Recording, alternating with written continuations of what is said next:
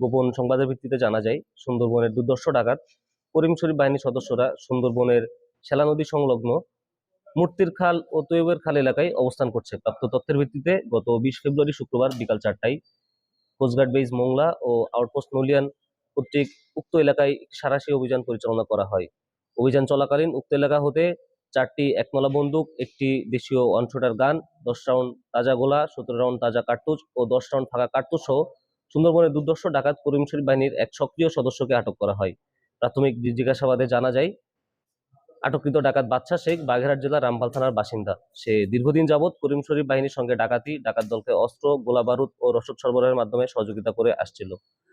জব্দকৃত আলামত ও আটককৃত ডাকাতের পরবর্তী আইনানুগ ব্যবস্থা গ্রহণের কার্যক্রম প্রক্রিয়াধীন রয়েছে।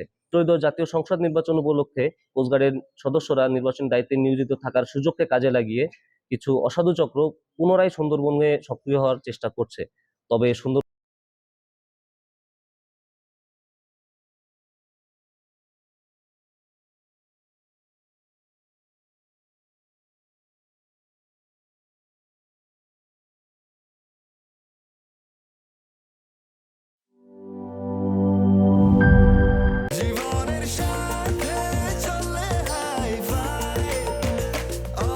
স্বাস্থ্যকর অল টাইম, সব সময় অল টাইম হেলদি লাইফ।